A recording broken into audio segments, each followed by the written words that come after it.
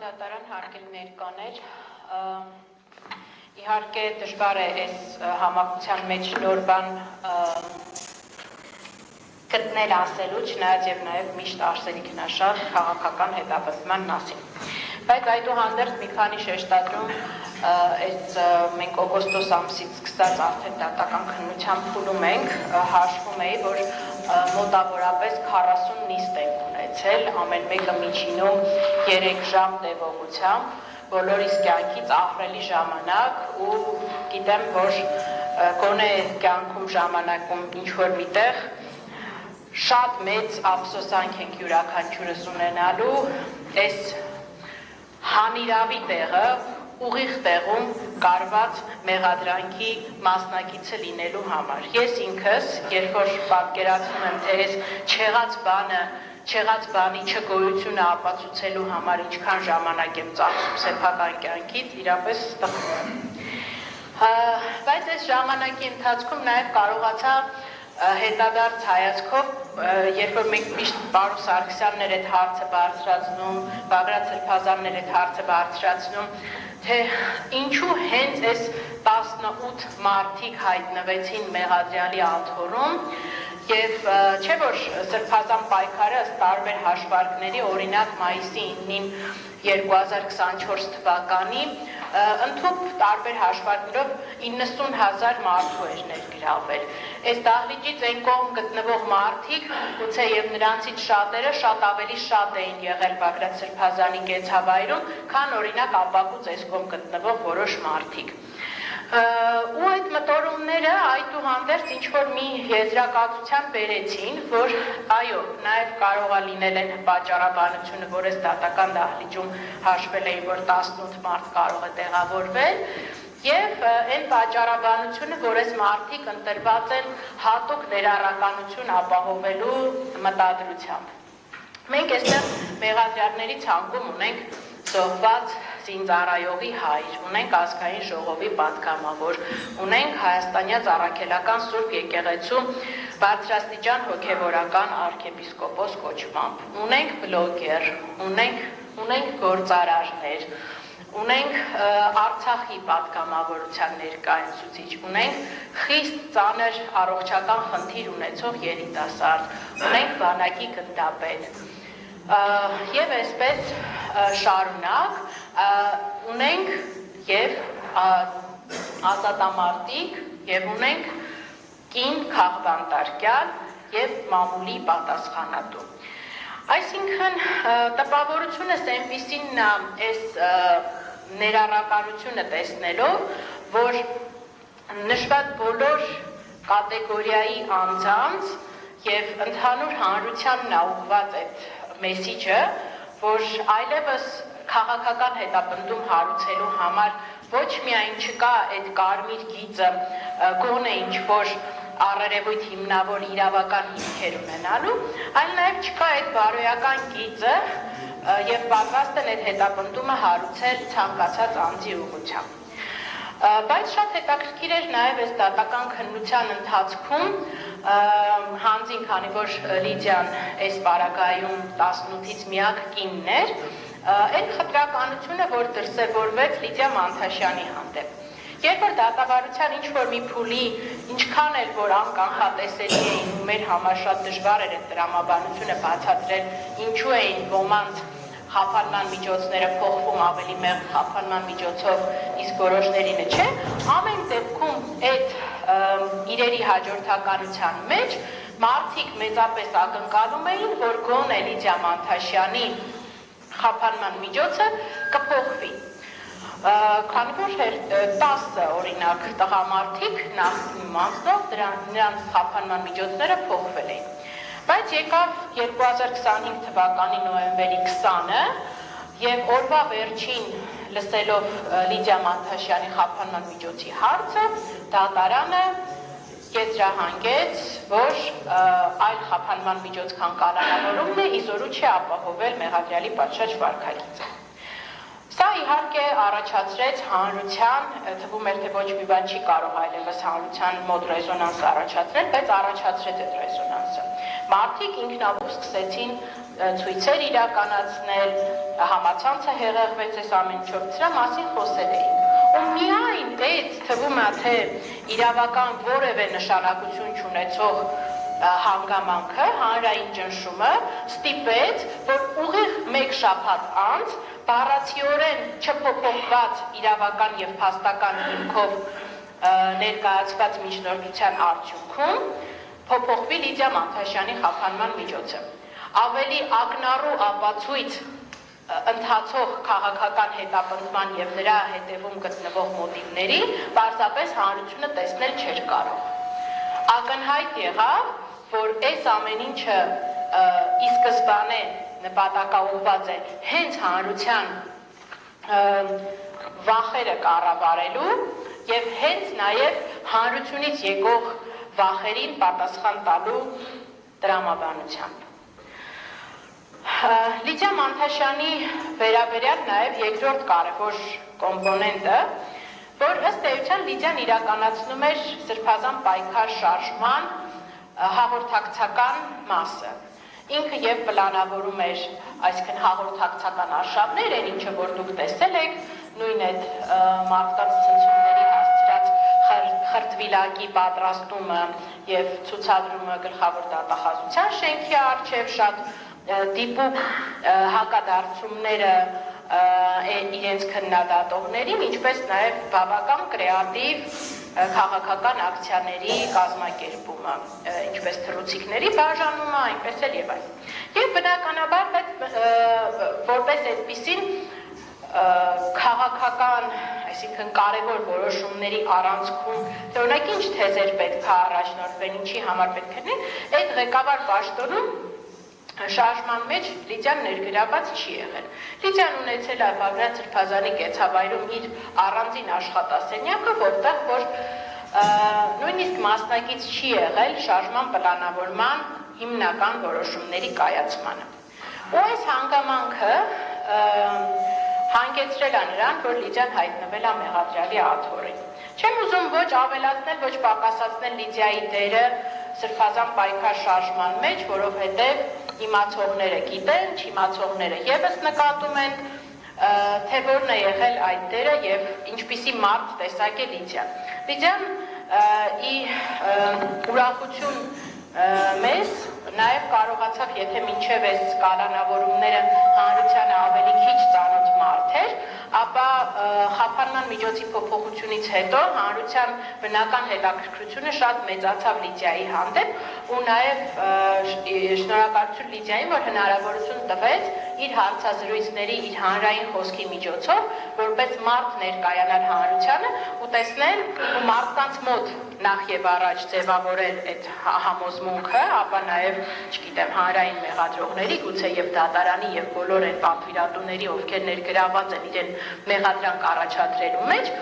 բացատրելու արդյոք զգայական, մտավոր, տրամաբանական, հոգևոր, որևէ հարթության մեջ, արդյոք Լիդիան ամենանման մարդն է ահաբեկչին։ Կարծում եմ այս հարցի պատասխանը շատ պարզ է, բաներում շատ հարցազրույցները նայելով մենակ հերիք է, որ պարզ լինեն ու ապացուցելու ոչինչ պետք չի։ Սրբազանն էլ եւս կասի ամենանման մարդն է, թե ոչ։ Այդուհանդերձ, ինչ ապացուցողական զանգված դրվեց ապացուցելու համար, որ Լիդիան իրապես պատրաստվում էր ահաբեկչություն կատարել, իշխանությունը զավթել։ Այն հանգամանքը, որ ինքը ըստ հեռախոսային այդ անտենաների տեղակայման համարվում էր, այսինքն գտնվում էր այդ տարածքում, դրանով կարող էին օրինակ այդ օպերատիվ հետախուզական միջոցառումը չանեին, յուրաքանչյուր մարդուն Լիդիային էր հարցնել, Լիդիան էր կասել, որ ինքը ամեն օր այնտեղ է գտնվում, այդտեղ որևէ գաղտնիք չկա, այդ ապացույցը երբևէ չենք էլ վիճարկելու։ Հաջորդ ապացույցը դա Լիդիայի արդեն հայտնի դարձած նոթատետրն է, այստեղ էլ պետք է շնորհակալությունս հայտնեմ վարույթն իրականացնող մարմնին, որ գոնե վարույթի մասնակիցներին հայտնի չի դարձրել օրինակ այդ բլոկնոտում առկա խիստ անձնական գրառումները։ Այդուհանդերձ այդ բլոկնոտում առկա գրառումները, անձնական մտորումները, ես էլի եմ ասում եւ հետագայում էլ ներկա հանրային մեղադրողները նախորդ դատական նիստին, երբ բարձման խոսքով էի հանդես գալիս Բագրատ Սրբազանի վերաբերյալ, ներկա չէին, ես մոտավորապես ներկայացրեցի ինչ ապացուցողական քարտեզ եմ ներկայացնելու այս դատաքննության ընթացքում եւ խնդրելու եմ, որ յուրաքանչյուր ապացույցի հետազոտման ընթացքում օրինակ մատնանշվի, թե այդ ապացույցը կոնկրետում է վերաբերվում եւ ինչ է հավաստում։ Այդ ինչ հավաստել է իր հերթին ապացուցման ընթացքում էլի կարադառնանք, բայց նաև ես ասեմ, որ ինձ էլի այդ հարցը բաց է մնում։ Ի վերջո Լիդիա Մանթաշյանի անձնական նոթերը, սեփական նոթատետրում որքանով են վկայում օրինակ Արմեն Ալեքսանյանի մտադրությունների մասին։ Որքանով են վկայում, որ այս 18 անձինք բոլորը տեղյակ էին եղել այդ նոթերի բովանդակությունից։ Եվ որպեսզի այդ նոթերի արժեքը ես այնպես չլինի, որ անհարկի մեծացնում եմ կամ ուռճացնում եմ, պետք է ասեմ, որ այդ նոթերը մինչև անգամ հասանելի կլինեին օրինակ վարույթում ներգրաված փաստաբաններին, այդ նոթերի լուսանկարները արդեն իսկ տարածվել էին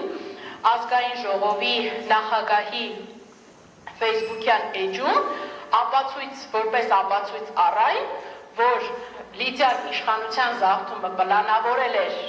ահաբեկչությունը պլանավորել վերջացրել էր, իշխանության զավթումը պլանավորել վերջացրել էր, հիմա արդեն որոշում էր, թե ով պետք է լինի իշխանությունը զավթելու պարագայում, որ պաշտոնին։ Մինչդեռ իրականության մեջ, երբ որ հարցնում ենք Լիդիային, բնականաբար ոչ մեկ օրինակ պարոն Չախալյանը տեղյակ չէր այդ պաշտոնների բաշխման մասին, պարզվեց, որ Լիդիա Մանթաշյանը պարզապես քաղաքական ակցիա էր պլանավորում, ցանկանում էր այսպես տիպային կառավարության մոդել անել եւ որպես քաղաքական ակցիա օրինակ քննարկումներ լինեին Բագրատ Սրբազանի եւ նշված մասնագետների միջև իբրև ոլորտի պատասխանատուներ եւ այդ ակցիան իրականացվել լուսաբանվել։ Այդ ակցիան բնականաբար վերաբերվել 2024 թվականին, այդ մտահաղացումը Լիդիան իր նոթերում գրի է առել, բայց հետագայում հայտնելով Սրբազանին ընդհանուր քննարկման արդյունքում չի ընդունվել առհասարակ այդ առաջարկը։ Բայց այդ նյութը նույնիսկ պատշաճ վերլուծության չի արժանացել։ Այդ նյութը ոչ միայն չի արժանացել վարույթի կողմից վերլուծության, մի բան էլ արտահոսել է Ազգային ժողովի նախագահի Facebook-յան էջով, որպես ապացույց, որ այս մարդիկ իշխանափոխություն էին պլանավորում։ Թերևս Լիդիայի մասին, եւ երկու խոսակցություն էր, որտեղ Լիդիան ընդ որում այդ քննարկումներից, հետո գաղտնալսումներով էլ պարզ կլինի, մասնակցում է մամուլի խմբագիրների հետ հանդիպմանը։ Այնտեղ կան ձեզ ծանոթ շատ անուններ, երբ որ այդ ապացույցները կհետազոտենք, կտեսնենք, որ մամուլի պատասխանատուները եւս այդ հանդիպմանը մասնակցել են, թե ինչպես պետք է օրինակ լուսաբանվի Սրբազան պայքար շարժումը։ Այս է այն ամբողջ ապացուցողական զանգվածը, որը վկայում է Լիդիա Մանթաշյանի ահաբեկչություն եւ իշխանություն զավթելու պլանավորելու մասին առաջադրված մեղադրանքը։ Բայց ցավոք սրտի այս գոնե մեկնաբանությունների մեծ մասն էլ ես ինքս եմ ստիպված կատարում, որովհետեւ այս մեղադրական եզրակացության խնդիրը միայն այդ ապացույցների զուտ գոյությունը եւ դրանց աբսուրդայնությունը չի։ Այս մեղադրական եզրակացության խնդիրը նաեւ առհասարակ որևէ վերլուծական շարադրանքի եւ տրամաբանական շղթայի բացակայությունն է, որը կարող է ողջամիտ անկողմնակալ դիտորդի մոտ պատասխանել այդ հարցերին, ինչպես կարող է նոթատետրի գրառումը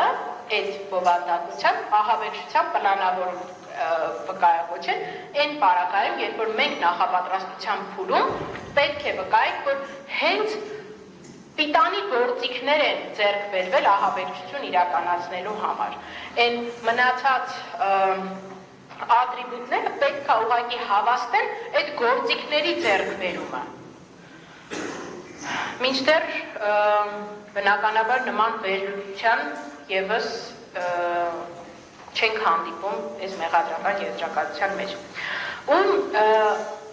ամփոփելու համար ելույթս մի կարևոր հանգամանքել եմ ուզում անդրադառնալ։ Այս վարույթը, երբ որ անընդհատ խոսում ենք իր քաղաքական բովանդակության մասին, քաղաքական հետապնդման, արդեն իսկ մի քանի հեղափոխություն վատ իմաստով մեր իրավական համակարգում կատարել են։ Առաջինը այն հեղափոխությունը, որ Բագրատ Սրբազանի վերաբերյալ ձայնագրությունների կեղծումից հետո այլևս ինչ ձայնագրություն հայտնվում է իրավապահ համակարգի կողմից լրահոսում, բոլորը մոտենում են կեղծված լինելու կանխավարկածով։ Ասում են, եթե Սրբազանի խոսակցությունները կեղծվել են, ինչու չպետք է կեղծված լինեին, օրինակ մյուս ձայնագրությունները։ Երկրորդ վատ իմաստով հեղափոխությունը, որ անում է ու շարունակ, այսինքն անում են սովորաբար քաղաքական հետապնդումները եւ նաեւ այս հետապնդումը, որ իրանք կենտրոնացնելով ռեսուրսը անմեղ մարդկանց հետապնդելու չեն ունենում բավարար ռեսուրս Հայաստանում հետապնդելու իրական հանցագործությունները եւ կանխարգելելու եւ պատժելու իրական հանցանքները։ Երրորդ ու հանրության ուղղված հեղափոխությունը, որ անում են այս քաղաքական հետապնդումները, դա այն է, որ մարդը տեսնելով այստեղ չեղած բանի համար հետապնդում, նոր նայում եմ էլի լրահոսը անընդհատ, ինչ-որ ամեն ինչ բան են արել, արգրավել են, Լիդիայի, օրինակ, միկրոֆոնները արգրավել են, քանի արդեն երրորդ քննիչն է փոխվում, ես գրություններ եմ գրում, որպեսզի այդ միկրոֆոնները տան, փորձելով ապացուցել, որ միկրոֆոնը ահաբեկչություն չի կարող կատարել, ու չեմ ստանում այդ սարքավորումները, միկրոֆոններ կլինի, հեռախոսներ կլինի, համակարգիչներ կլինեն, համատարած այս քաղաքական հետապնդումների համատեքստում մարդկանց ունեզրկում են, փաստացի զրկում են իրենց սեփականությունը տնօրինելու հնարավորությունից։ Ու զուգահեռ իրականության մեջ մեկ էլ մամուլով տեսնում ես կամ քրեական գործերի ես առնչվում, որտեղ իրապես կոնկրետ էական նշանակություն ունի հանգամանքը, թե արդյոք օրինակ բռնարարը զոհի հետ հաղորդակցական կապի մեջ է եղել, թե չէ, ու այդ հեռախոսները չեն արգրավում։